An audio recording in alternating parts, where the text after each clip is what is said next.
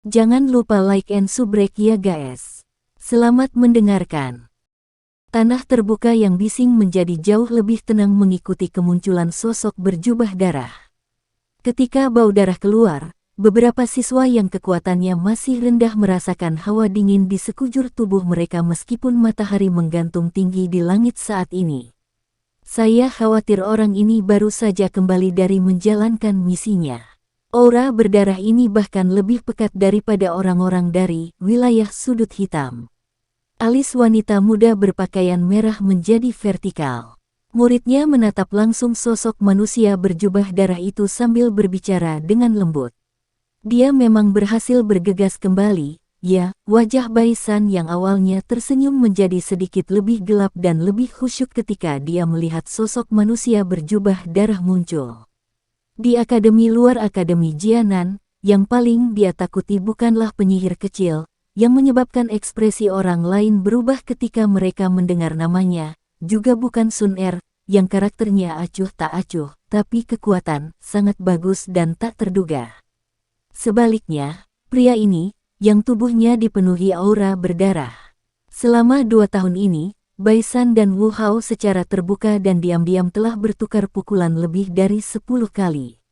Sayangnya, setiap kali, dia tidak meraih kemenangan. Aura orang lain, yang terdiri dari niat untuk membunuh demi membunuh, benar-benar terlalu menakutkan. Baisan dapat meramalkan bahwa jika Wu Hao diberi waktu yang cukup untuk tumbuh, kemungkinan pencapaiannya di masa depan akan sangat menakutkan. Dalam bentrokan yang tak terhitung jumlahnya antara Akademi Jianan dan wilayah sudut hitam, selama beberapa tahun ini, pria berjubah darah ini bermandikan darah sepanjang jalan saat dia melangkahi mayat yang tak terhitung jumlahnya. Dia mengaktifkan dan memaksimalkan potensinya dalam pertempuran hidup dan mati yang brutal itu. Selangkah demi selangkah, dia berjalan dari anggota biasa unit penegakan hukum ke level seperti sekarang. Di unit penegakan hukum, pria ini memiliki nama panggilan yang membuat orang dihormati dan ditakuti, Blood Demon. Nama ganas yang terbentuk dari darah dan mayat yang tak terhitung jumlahnya. Aura berdarah yang pekat. Wu Tianliang, orang gila itu. Apakah dia benar-benar ingin melatih Wu Hao menjadi orang yang ada dengan tujuan membunuh orang? Di kursi di tengah stadion, seorang lelaki tua berjubah kuning mengerutkan kening dan berkata, jika ini terus berlanjut, Wu Hao cepat atau lambat akan kehilangan alasannya karena aura pembunuhnya terlalu kaya. Saya rasa tidak. Meskipun Wu Tianliang mungkin eksentrik dan ganas, dia selalu memandang Wu Hao sebagai anaknya sendiri. Saya pikir dengan membiarkan dia datang untuk berpartisipasi dalam kompetisi kualifikasi akademi dalam, dia ingin membiarkan Wu Hao mengambil cuti sementara dari unit penegakan hukum. Akademi dalam, tempat berkumpulnya berbagai individu aneh dan berbakat, harus mampu menekan Wu Hao, yang karakternya acuh tak acuh dan yang memandang kehidupan manusia sebagai tidak berharga. Wakil kepala sekolah merenung sejenak sebelum berbicara perlahan. Mudah-mudahan, jika bibit yang luar biasa ini rusak, itu akan menjadi kerugian besar bagi akademi.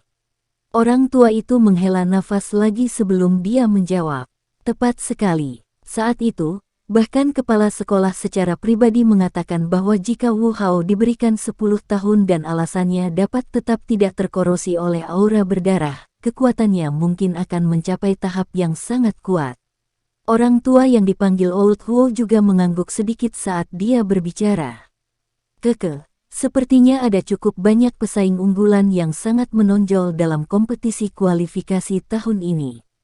Wakil kepala sekolah tersenyum dan berkata, Baisan, Wu Hao, Sun Er, dan Xiaoyan yang muncul entah dari mana.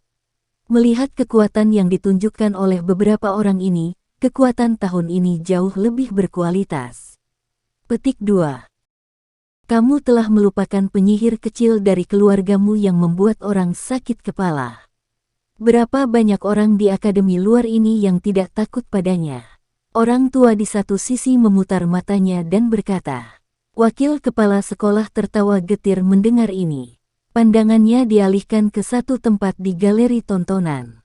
Saat dia melihat wanita muda berpakaian merah yang bersandar di pagar pembatas, matanya berdenyut dan tiba-tiba berkata dengan bingung dan putus asa, "Saya sangat puas dengan bakatnya." Namun, karakternya yang seperti itu membuat orang takut memberikan pujian. Aku yang dulu masih menunggunya untuk menemukan pria yang baik untuk melahirkan bayi dan melanjutkan garis keluarga. Siapa sangka dia sebenarnya tidak memperhatikan laki-laki. Petik 2. Ketiga lelaki tua itu tidak bisa menahan tawa tanpa sadar ketika mereka mendengar kata-kata itu tentangnya. Bai San, Wu Hao, Lu Mu, atau bahkan Xiao Yan itu. Semuanya adalah bakat yang jarang ditemukan. Di antara generasi muda, mereka termasuk kelas yang luar biasa. Setelah kompetisi kualifikasi selesai dan mereka memasuki akademi dalam, 5 orang pertama akan menjalani ujian khusus sesuai aturan. Ketika saatnya tiba, saya pikir Jia Hu akan sedikit tersentuh setelah tinggal bersama mereka selama beberapa waktu.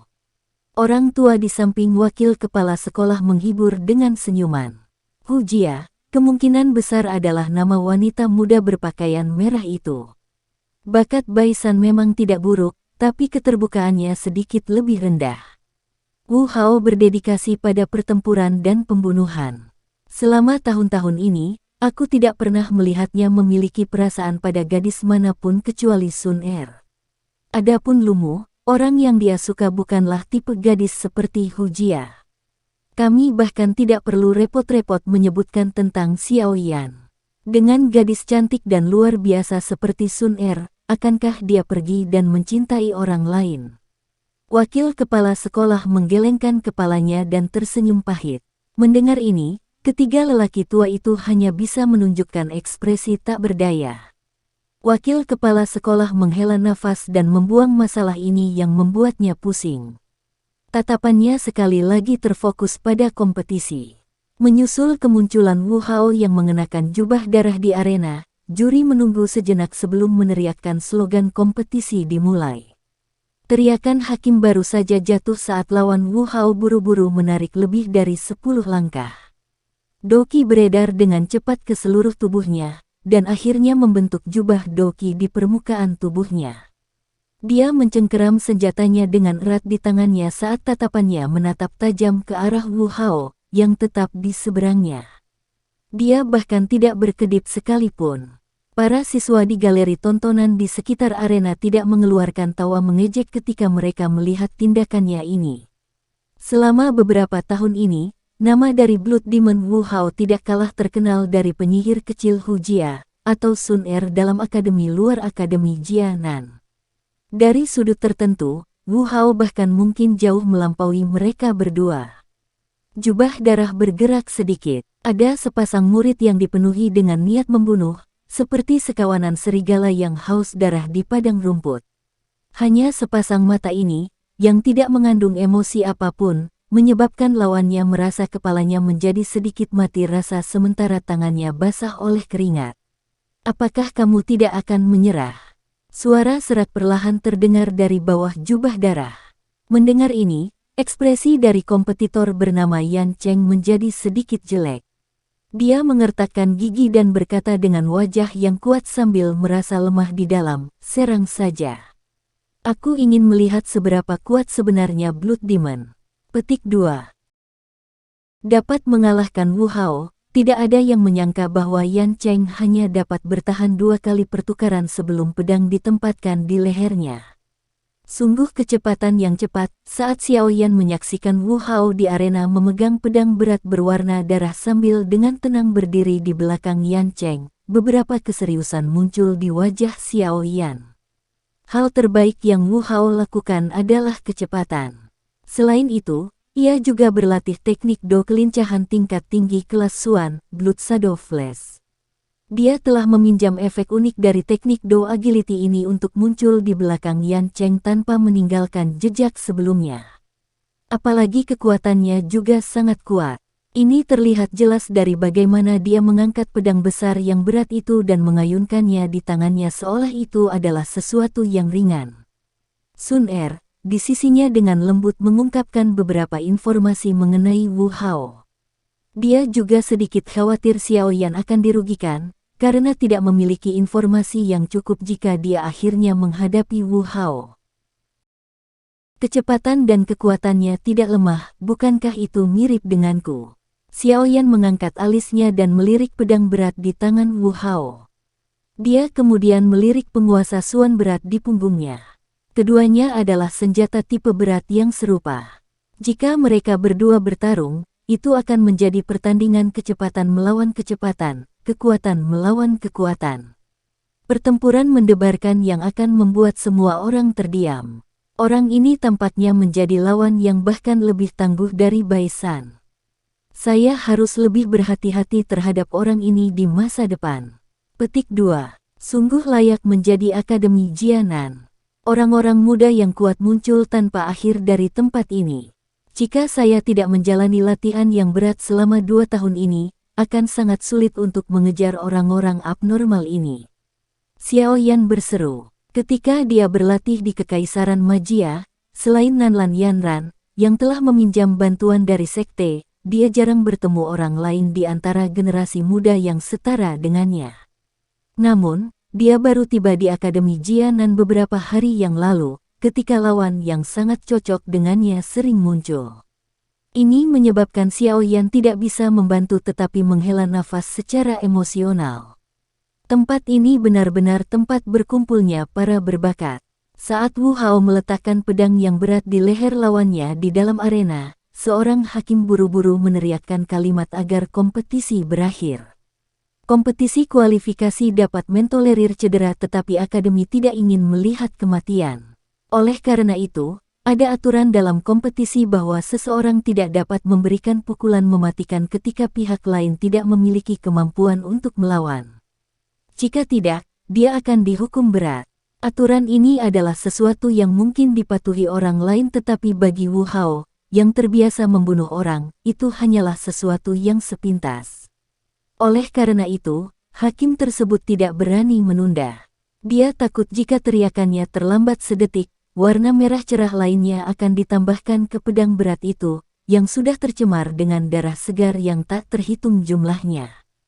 Pedang berat berwarna darah di tangan Wu Hao sedikit bergetar saat mendengar teriakan hakim. Dia segera perlahan menariknya kembali. Saat pedang berat itu pergi, seluruh tubuh Yan Cheng menjadi kelelahan saat dia pingsan sambil berulang kali terengah-engah. Wu Hao mengabaikan Yan Cheng yang berlutut di samping kakinya. Jubah merah darahnya bergetar sedikit, dan sepasang mata acuh tak acuh perlahan bergerak ke atas di sepanjang galeri tontonan. Akhirnya, dia berhenti di tempat di mana Huang Class, Second Class sedang menonton. Lebih tepatnya berbicara, seharusnya itu berhenti di Xiaoyan, yang duduk di samping Sun Er. Di bawah fokus dari tatapan yang tak terhitung jumlahnya, dia mengangkat pedang berat berwarna darah di tangannya. Akhirnya, dia menunjuk Xiaoyan dari kejauhan. Suaranya yang serak dan acuh tak acuh bergema di seluruh stadion. Kamu adalah Xiaoyan. Apakah kamu berani turun dan bertengkar denganku? Suara serak yang acuh tak acuh menyebabkan seluruh galeri penonton terkejut. Segera, tatapan yang tak terhitung jumlahnya mengeluarkan suara, desir, saat mereka menoleh ke arah pemuda berjubah hitam tidak jauh dari sana. Suara serak dan acuh tak acuh Wu Hao memfokuskan semua tatapan di stadion ke pemuda berjubah hitam itu. Tatapan ini dipenuhi dengan perasaan sombong, ekspektasi, dan segala macam emosi lainnya. Terlepas dari apa itu, kalimat yang baru saja dikatakan Wu Hao menyebabkan Xiaoyan menjadi fokus perhatian di seluruh arena. Tatapan Xiaoyan menatap tajam ke sosok manusia berjubah darah di arena. Matanya menyipit sebelum dia segera berdiri perlahan di depan tatapan yang tak terhitung jumlahnya. Tidak ada sedikit pun rasa takut di wajahnya, bahkan ketika dihadapkan pada kekuatan besar dari lawannya. Kedua tatapan bertemu di udara, dan lemah, doki yang kuat secara bersamaan melonjak keluar dari tubuh mereka berdua tanpa persetujuan sebelumnya. Riak kecil energi juga menyebar dari permukaan tubuh kedua orang itu. Ini adalah fenomena yang diciptakan oleh doki dengan cepat beredar di dalam tubuh mereka. Melihat mereka berdua, yang dengan mantap mulai saling berhadapan dengan kekuatan mereka, para siswa di galeri tontonan sekitarnya langsung menjadi bersemangat. Jika kedua orang ini bertarung, itu pasti akan menjadi pertempuran yang sengit. Sun Er sedikit mengernyit di sisi Xiaoyan. Dia membuka mulutnya. Sikapnya yang ragu-ragu di mana dia melayang sebelum berbicara, jika tidak mengungkapkan keinginannya untuk menghentikan Xiaoyan, tetapi pada saat yang sama khawatir jika dia berbicara, para siswa itu akan berpikir bahwa Xiaoyan hanya tahu bagaimana bersembunyi di balik seorang wanita. Karena itu, kata-kata yang keluar dari mulutnya akhirnya tidak disuarakan. Hihi, bertarunglah. Akan lebih baik jika kalian berdua akhirnya menderita luka serius dan membiarkan saya menghemat energi. Bai San dengan dingin tersenyum dan menyaksikan kedua orang itu berhadapan satu sama lain dari sisi lain galeri tontonan. Akan sangat menyenangkan jika mereka benar-benar bertarung. Sayangnya, orang tua itu pasti tidak akan membiarkan hal seperti itu terjadi. Wanita muda berpakaian merah meletakkan tangannya di pagar pembatas. Tatapannya menyapu Xiaoyan dan Wu Hao saat dia berkata dengan menyesal. Tampaknya menyertai pikirannya, teriakan tua tiba-tiba terdengar, tepat ketika kekuatan Xiaoyan dan Wu Hao di stadion secara bertahap meningkat. Suara itu tiba-tiba mengguncang kekuatan yang mereka berdua lakukan dengan susah payah sampai tidak ada yang tersisa. Kalian berdua lebih baik mengikuti aturan dan tidak membuat masalah. Sekarang adalah kompetisi kualifikasi, bukan tempat bagi Anda berdua untuk menantang satu sama lain secara pribadi. Petik 2. Kekuatan yang mereka berdua sudah seduh dengan paksa dihancurkan, menyebabkan tubuh Xiaoyan dan Wu Hao bergetar. Masing-masing segera mundur selangkah. Mereka mengangkat pandangan mereka dan melihat ke arah suara itu, hanya untuk menemukan seorang lelaki tua berambut putih, yang membawa amarah di wajahnya di posisi tengah. Itu adalah wakil kepala sekolah Hugan. Selain kepala sekolah, dia memiliki otoritas terbesar di akademi luar. Jangan membantahnya. Jika tidak baik jika Anda meninggalkan kesan buruk. Suara lembut Sun Er tiba-tiba terdengar di telinga Xiaoyan. Xiaoyan mengangguk sedikit. Tatapannya berhenti sejenak di tubuh Wu Hao di arena sebelum dia menurunkan pandangannya dan perlahan duduk kembali. Wu Hao, kamu juga akan mundur. Besok adalah hari terakhir kompetisi kualifikasi. Ketika waktunya tiba, secara alami akan ada kesempatan bagi kalian semua untuk bertarung satu sama lain. Setelah melihat Xiaoyan mundur, tatapan Hu Gan beralih ke sosok manusia berjubah darah di arena dan berteriak. Wu Hao sedikit mengernyitkan alisnya saat mendengar Hu Gan berteriak. Matanya, bagaimanapun, menatap tajam ke arah Xiaoyan, yang duduk di galeri tontonan. Yang terakhir juga melihat kembali padanya tanpa ada perubahan ekspresi. Setelah mereka bertukar tatapan untuk beberapa saat, Wu Hao menjabat tangannya dan pedang berat berwarna darah ditempatkan ke dalam cincin penyimpanannya. Sebuah suara serak perlahan keluar, saya harap Anda tidak mengecewakan saya besok. Aku tidak ingin melihat bahwa orang yang ditunggu Sun Er begitu lama, menjadi orang yang tidak berguna. Petik 2. Xiaoyan tersenyum tipis, tapi tidak menjawab. Begitu Wu Hao mengucapkan kata-kata ini, dia juga tidak terus tinggal. Dia berbalik dan keluar dari arena. Melihat bahwa wakil kepala sekolah dengan paksa menghancurkan pertarungan sengit yang akan terjadi, para siswa di galeri tontonan segera menggelengkan kepala karena kecewa. Baik, kompetisi akan terus berlanjut, Hu Gan memerintahkan, setelah putus keduanya dengan lambaian tangannya. Saat suara terdengar, nama-nama sekali lagi mulai dibaca dari kursi juri. Selama 10 lebih kompetisi berikutnya yang diikuti, Xiaoyan akhirnya secara pribadi menyaksikan Sun Er dalam perkelahian. Namun, setelah mengamati sebentar, dia tanpa daya menggelengkan kepalanya. Jelas bahwa gadis ini hanya menunjukkan sebagian dari kekuatannya untuk bertarung dengan lawannya. Bahkan jika ini masalahnya, dia memperoleh kemenangan yang diharapkannya hanya setelah 10 pertukaran. Mata Xiaoyan memperhatikan Sun Er yang tampak cakep itu, yang telah mundur dari arena, dan memutar matanya. Melihat tindakannya ini, Niat Xiaoyan untuk menganalisis kekuatan tepatnya selama pertarungannya pupus. Tidak lama setelah Sun Er bertarung, Bai San dan wanita muda berpakaian merah itu juga maju untuk bertarung sekali. Kedua orang itu memang layak menjadi orang-orang yang telah diperingatkan oleh instruktur Ruo Ling agar dia berhati-hati. Lawan kedua orang itu masing-masing adalah bintang 6 Dousi dan bintang 7 Dousi. Bintang 6 Dousi, yang telah menghadapi Bai San, sedikit lebih baik. Setelah 10 lebih pertukaran dengan Bai San, dia memilih untuk mengambil inisiatif untuk mengaku kalah dan akhirnya meninggalkan arena tanpa cedera. Lawan wanita muda berpakaian merah, di sisi lain, sangat tidak beruntung. Kedua orang itu selesai melakukan etiket awal dan sebelum suara juri selesai mengatakan, mulai, wanita muda berpakaian merah dengan aneh sudah muncul di depan lawannya. Telapak tangannya yang lembut dan melayang mengandung kekuatan yang sangat kuat yang menyebabkan ekspresi orang berubah drastis. Dengan tamparan, dia dengan kasar memukul bintang 7 Dousi, yang memiliki jubah Doki, keluar dari arena. Setelah itu, yang terakhir terus berguling-guling di tanah selama lebih dari 10 meter sebelum dia berhenti secara menyedihkan. Di galeri tontonan, kejutan tanpa sadar muncul di wajahnya saat dia menyaksikan aksi kokoh wanita muda berpakaian merah itu, yang membuat beberapa orang terdiam. Setelah Bai San dan wanita muda berpakaian merah berpartisipasi, tidak banyak situasi menarik di sisa kompetisi.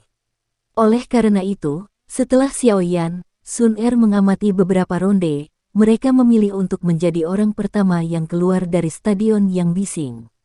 Xiaoyan dan Sun Er perlahan berjalan di dalam akademi, menikmati momen hangat sendirian bersama, sesuatu yang telah absen selama 2 tahun terakhir. Langit berangsur-angsur menjadi gelap. Xiaoyan dan Sun Er sekali lagi kembali ke rumah elegan milik instruktur Ruo Ling. Ketika mereka kembali ke rumah kali ini, mereka bertemu dengan orang yang dikenal, yang sangat diingat Xiaoyan saat itu. Ada seorang wanita muda tinggi berdiri dengan cantik di ruang tamu. Blus berwarna ungu pucat, dan rok pendek yang menyatukan kedua kaki tidak diragukan lagi memperlihatkan keaktifan dan energi dari wanita muda itu. Wajah itu, yang memiliki beberapa karakteristik yang mempesona dan murni, sekarang tampak lebih dipenuhi dengan godaan. Matanya yang besar dan berair tampak seolah-olah mereka bisa berbicara. Wajah wanita muda itu tersenyum saat dia melihat ke atas. Dia tampak bekerja cukup baik di akademi. Tentu saja, dengan penampilannya, akan ada banyak orang yang merayunya kemanapun dia pergi. Namun, wanita muda ini, yang biasanya tampil sangat tenang di depan para pria, dengan cemas berdiri saat melihat Xiaoyan masuk. Dia kemudian dengan takut-takut memanggil, sepupu elder Xiaoyan. Setelah Xiao Mei berdiri di depannya sebentar, Xiaoyan menatap wajah itu, yang bahkan lebih cantik dari sebelumnya dan sekarang dipenuhi dengan godaan. Dia tersenyum dan mengangguk tetapi tidak terlalu hangat. Saat itu, ketika dia menjadi orang yang tidak berguna, wanita muda di depannya memilih untuk menghindarinya, benar-benar melukai dirinya yang lebih mudah. Oleh karena itu, Xiaoyan memiliki perlawanan yang besar terhadapnya. Meskipun setelah 2 hingga 3 tahun, perlawanan semacam itu telah memucat secara signifikan, Xiaoyan tidak mengungkapkan ekspresi yang terlalu hangat. Dia menemani Sun Er, Xiao Yu, dan yang lainnya untuk mengobrol dengan Xiao Mei di ruang tamu sebentar sebelum secara acak mencari alasan untuk berdiri dan kembali ke kamarnya. Gadis-gadis itu duduk di sofa empuk dan menatap punggung Xiaoyan saat dia perlahan naik ke lantai berikutnya. Xiao Mei menggigit bibir merahnya dengan erat dengan bagian belakang giginya. Matanya dipenuhi dengan kekecewaan dan penyesalan. Setelah beberapa hal dilakukan secara salah, tidak ada lagi kesempatan untuk berdamai dengannya. Saat itu, sebelum Xiaoyan menjadi orang yang tidak berguna, hubungan antara Xiao Mei dan Xiaoyan bisa begitu saja dikatakan sebanding dengan hubungan antara Xiaoyan dan Sun Er. Namun, sejak si jenius jatuh dari langit, dia memilih rute yang berlawanan arah dengan Sun Er. Sun Er masih berada di sisinya dan tidak pernah mengkhianatinya, Sementara dia terlalu realistis, memotong batas yang sangat menghancurkan hati antara mereka berdua. Batas itu masih memiliki garis retakan yang menusuk mata bahkan sampai sekarang, terlepas dari bagaimana dia mencoba menebusnya. Sun Er hanya bisa menjaga keheningan saat dia melihat ekspresi suram Xiao Mei. Dia mengerti Xiao Yan dengan sangat baik. Pria ini, yang tampak lembut, angkuh tak tertandingi di dalam hatinya. Xiao Mei telah menyakitinya saat itu. Terlepas dari apakah itu disengaja atau tidak, dia akan selamanya kehilangan kesempatan untuk benar-benar memperbaiki hubungan antara mereka berdua. Tidak peduli bagaimana seseorang yang telah menyakitinya di masa lalu, memperlakukannya di masa depan, dia akan sangat kesulitan menerima mereka. Pada titik ini, Xiao Mei adalah orang seperti itu, dan Nalan Yanran juga seperti ini. Saat itu, ketika Xiao Mei memilih untuk mengasingkan diri dari hubungannya dengan Xiao Yan, serta ketika Nalan Yanran datang ke klan Xiao untuk membatalkan pertunangan, Sun Er telah mengatakan satu kalimat, "Saya harap Anda tidak akan menyesal ini di masa depan." Pada saat ini, kedua wanita yang pernah menyakiti Xiao Yan sangat menyesali perbuatan mereka. Namun, itu sudah terlambat. Pria dengan hati yang sombong ini tidak akan lagi pergi dan menyentuh sesuatu yang telah meninggalkannya, dan dia juga tidak akan berpikir bahwa itu bermanfaat untuk dilakukan. Sun Er tiba-tiba menghembuskan nafasnya saat dia memikirkan hal ini. Dia sedikit bersukacita atas pilihannya saat itu. Jika tidak peduli betapa luar biasanya dia, kemungkinan besar dia tidak akan pernah menghancurkan hati pria itu. Cahaya bulan yang redup tersebar ke dalam ruangan yang sunyi dari jendela. Xiao Yan duduk bersila di tempat tidur. Ada sedikit fluktuasi di udara di sekitarnya. Benang energi mengikuti pernapasannya dan memasuki tubuhnya. Setelah itu, mereka disempurnakan menjadi doki dan disimpan di dalam kristal do pusarannya. Pelatihan ini berlangsung selama 3 jam. Baru saat itulah Xiao Yan perlahan membuka matanya.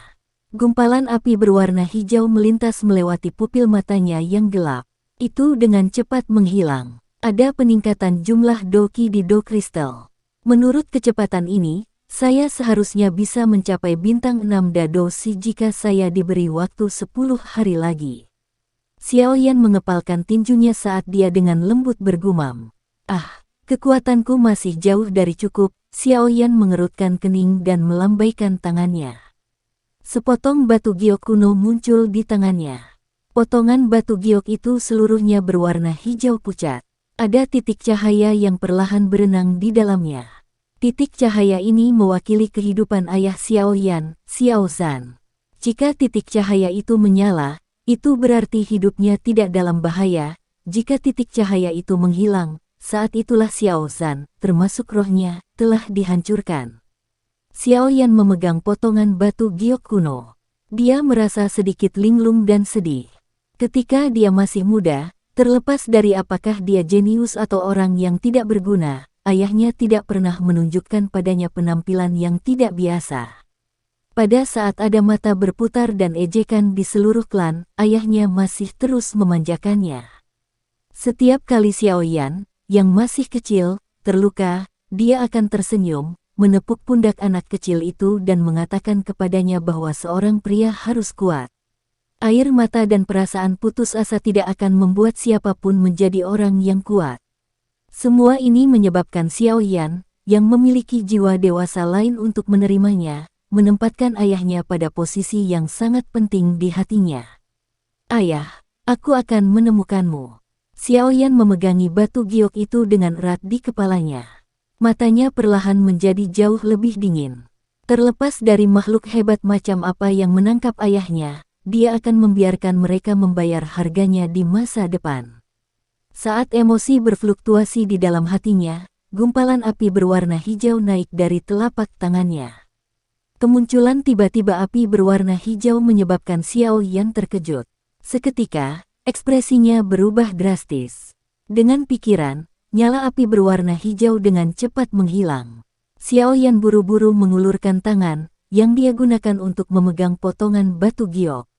Namun, dia tercengang saat menyadari bahwa bidak giok kuno, yang awalnya dia anggap sangat lemah, sebenarnya mampu menahan suhu menakutkan dari api inti teratai hijau. Ini, sok melintas di mata Xiaoyan. Untuk pertama kalinya, dia menggunakan tatapan tajam untuk mempelajari potongan batu giok kuno ini, yang selalu diturunkan dalam klan Xiao. Menurut penatua, bidak giok ini adalah sesuatu yang lama yang hanya dimiliki oleh pemimpin klan yang memiliki kualifikasi untuk dipegang. Bahkan mereka tidak tahu banyak tentang itu. Mata Xiaoyan dengan hati-hati mengamati potongan batu giok kuno itu. Dia meminjam cahaya bulan dan tiba-tiba menyadari bahwa di bawah sinar bulan, potongan giok ini tampaknya memiliki beberapa tanda yang sangat rumit dan misterius. Mata Xiaoyan mengamatinya untuk waktu yang sangat lama sampai dia mulai merasa pusing. Menggelengkan kepalanya, Xiaoyan menyingkirkan perasaan itu dari benaknya. Keheranan di hatinya semakin kuat setelah pengamatannya yang cermat. Potongan batu giok ini tampaknya tidak hanya memiliki efek menyimpan seutas benang dari roh pemimpin klan seperti yang dia pikirkan. Tangan Xiaoyan bergerak di sepanjang tepi potongan batu giok dan perlahan menggosoknya.